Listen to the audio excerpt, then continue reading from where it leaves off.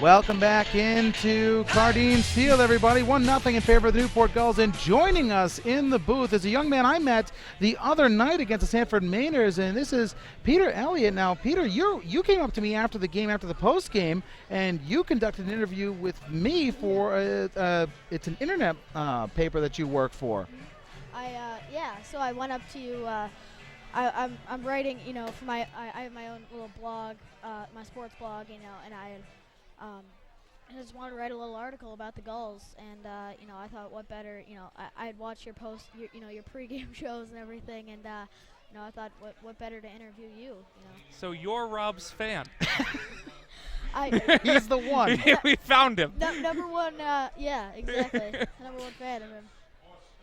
Yeah. Well, I was actually so thrilled to see. How old are you? I'm 12 years old. 12 years old. Bradley Smart, you up in Vermont, sir, are no longer the youngest member of the NECBLs. We brought Peter in here. As the first pitch to Austin Wilson is hit high to right field. Going back and making a leaping catch is Cooper Elliott for out number one. Now, Peter, you write your own blog. How long have you been writing? I started probably late last year, back when I was still 11, and I always had a passion for sports writing, and or just sports in general, and then I liked just LA class, or so I just why not combine the two, and it's I guess been a good pairing. First pitch to Riley Jackson, a called strike as Quinn Brody is on for his third inning of work. Now, Rob, when did you first become interested in sports journalism? Because he obviously was 11. As the pitch misses inside. I actually, in writing in general, it was probably about first grade where I just kind of liked writing, and those are the stories that like what I did on my summer vacation. But Right. Sports in general, as 1-1 comes in, misses low, 2-1, was probably right around the same age, 11 or 12, watching the Red Sox. And when I was 11 or 12, the Red Sox were god awful. Mm-hmm. So it was a lot of bad writing. Well, As yeah, this one that's is when baseball was invented. lined into right field. For out number two, you set me up with that one. Now, Peter, where do you are you looking to be a reporter, like a baseball reporter? Is that what you want to be? Do you want to be part of the Baseball Writers Association of America?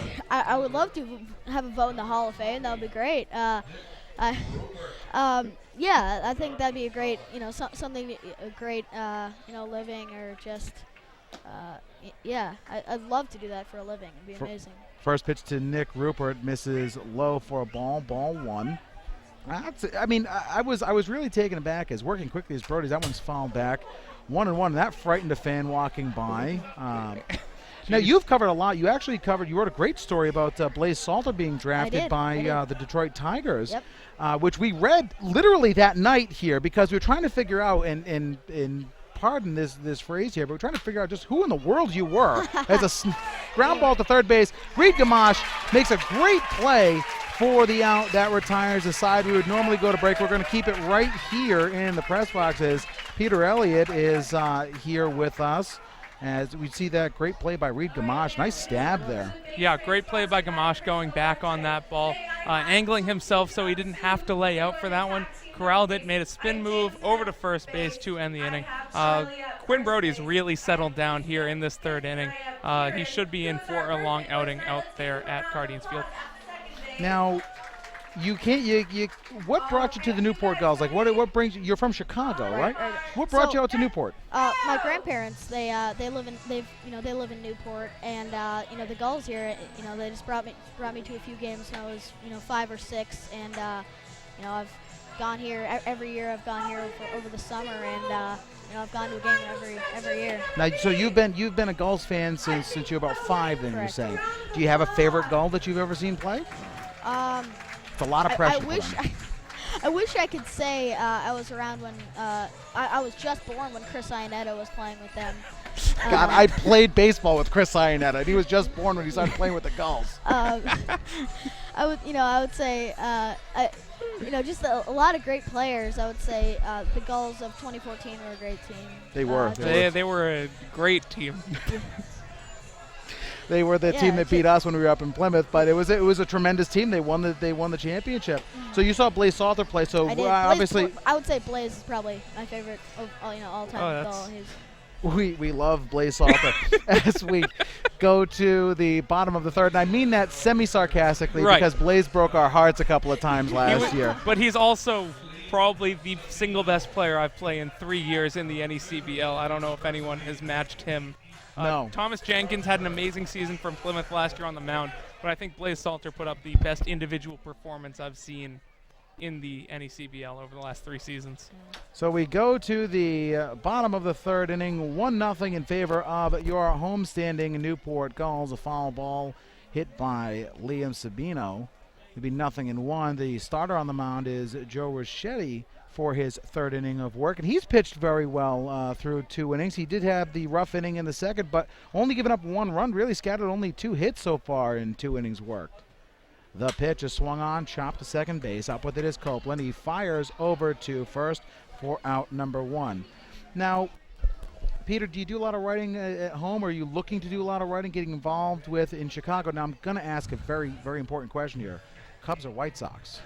Red Sox. Boston. All Let's right, go. that's even better. That's even better. Yeah, I mean, I would say that the Cubbies are they're playing a lot better this year, and I love Chris Bryant. I am a bigger. I would say, yeah, I am a bigger Cubs fan than White Sox fan. But You're young. I've had to suffer. Luckily, not as long as others have. Don't talk to me about suffering as a baseball fan as the first pitch to Shea Donlin is a called strike.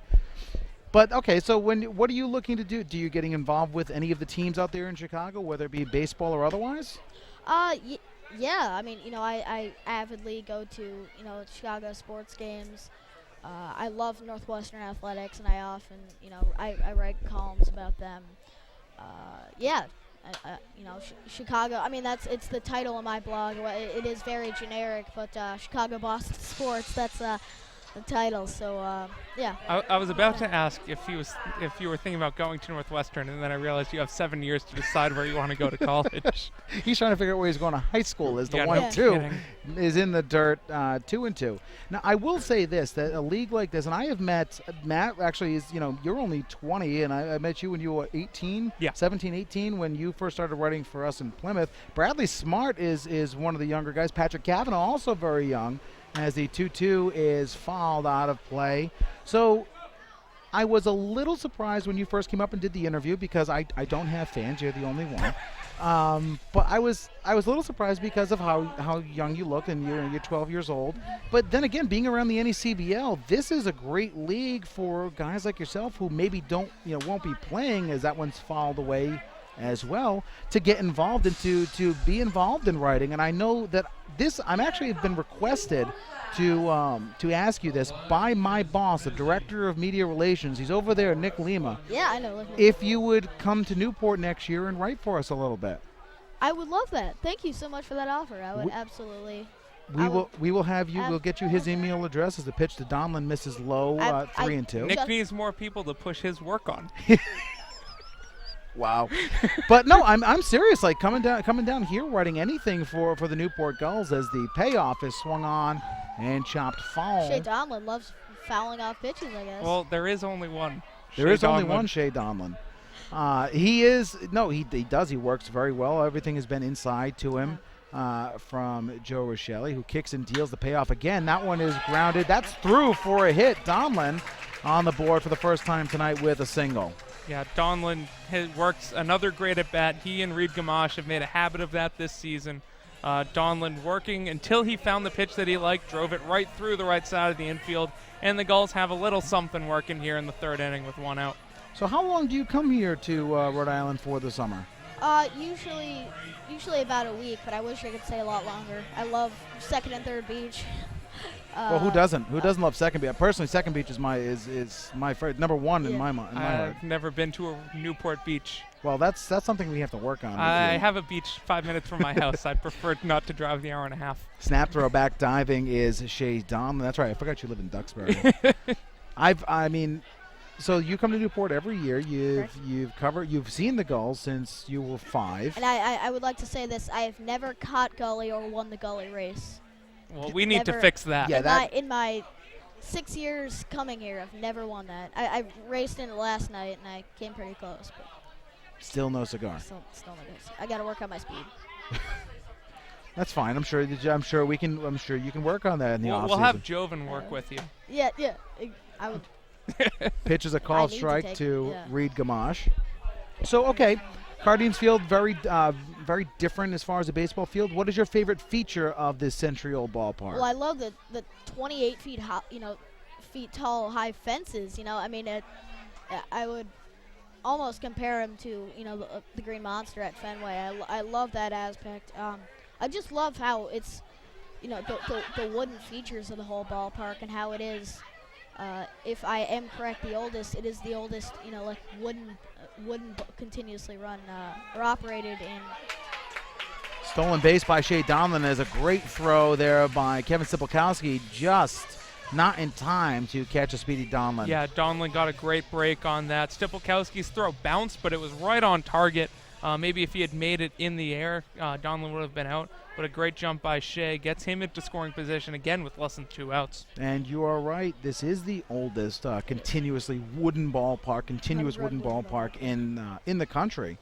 As the pitch is hit high by Gamache to right field deep. Going back is Jackson looking up. It's off the wall. Being waved around is Shea Donlin. He will come in to score. A Charlie Hustle slide by Reed Gamache into second base. And the Gulls take a 2-run lead. Reed Gamache does it again. Great piece of hitting there. Drove that one into the triangle in right center field. One of 2 triangles here at Cardines Field. Just over the glove of the right fielder off the wall. Donlin rounded third. He was if they had made the throw home, maybe they could have gotten him, but they're not going to risk a bad throw and Reed Gamache heading towards third base. But the Newport Gulls up 2-0 here in the third inning, and they stayed hot at home. 12 or more runs in each of their last 3 home games before tonight, and trying to do the same thing here against the Vermont Mountaineers. Brings up Joven Afner, the hottest hitter in the Newport Gulls lineup, batting .355 atop the Gulls hitters, and takes a called strike.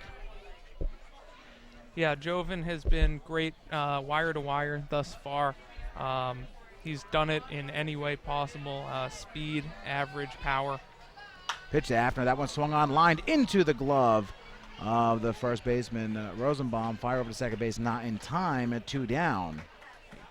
Turned on that pitch right down the first base line, but right at the first baseman, Simon Rosenbaum. Now 2 down. Still a runner in scoring position for Drew Lugbauer, who has been one of the 2 best hitters all season long for the Newport Gulls.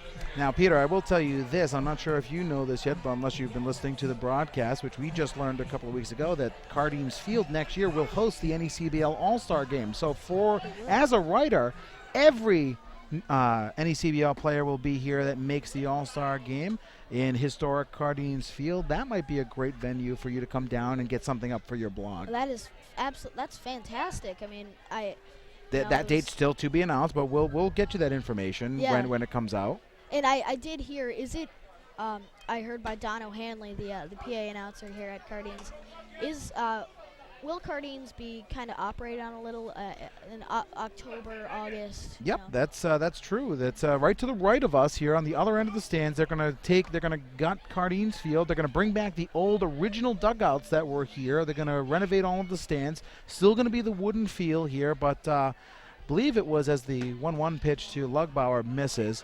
If I remember the dollar amount, it's something over around a $5 million renovation to Cardines Field, which shows how much Newport is investing not only in this complex, but in the Newport Gulls. That's one expensive facelift. The 2-1 misses low, ball 3. That is interesting. I mean, I know it was,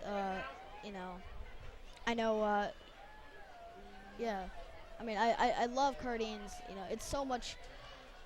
It's so unique in every way. It's so much more different than any other stadium I've seen. So. 3-1 misses low to Lugbauer. Ball 4. Walking Lugbauer's second walk of the night first walk of the night for the Newport Gulls. First walk for Ricchetti as well. Runners at first and second, still 2 down. Yeah, Lugbauer working another Drew Lugbauer-esque at bat. Just looking at pitches, waiting until he finds one he likes, and he didn't find one in that at bat. Walks down to first base for, I believe, the 28th time this season. That is. He leads the league. Now, Peter, when you look at the Newport Gulls, you know that they're in the final stretch of the regular season. What is their best attribute going into the playoffs? Well, I will say they do have a lot. They have a lot of speed. They have I just see great hitting. I've really, I was saying this to my family members. This is one of the better Gulls hitting teams I've seen. As you mentioned, Jovan Afner, very hot hitter, and very consistent too. Pitch a called strike to John Littell. And also the defense of the Gulls. They're an all-around great team, and they've really adapted to how Cardians kind of plays. How would you say this team compares to last year's Fay Vincent Cup championship team? Well, definitely got a lot of new faces, except for Shea Donlin. It just I would say that they are definitely a heavy. I think they're a favorite to really win it all here. Hopefully not jinxing anything, but to win the Fay Vincent Cup. The 1-2 swung on and missed. The tag applied to John Littell. Well, Peter, before we say goodbye to you tonight, why don't you give everybody at home what your blog, the website, the address to your blog, and I advise everybody. I read it. It's actually very good, and I don't mean to sound like I'm putting it down. It's a very good read. So tell everybody at home how they can read your blog. My blog is, you can find it on, it's kind of a long URL, sportsrants.com /Chicago Boston Sports. That's my own personal blog, and I'm going to get a few more articles up, one about the Gulls and just a few more unique articles. And I also write for another one, talkingboss.com, and I write about the MLB for there. Well, Peter, it's been great. It's been great meeting you. Good luck in the off season. Safe trip home, and we hope to see you here next year. Thank you. Thanks for having me. We will step aside when we come back. We will have the fourth inning, but after 3 complete, it is 2-0 in favor of the Newport Gulls. We'll be right back on the NECBL broadcast.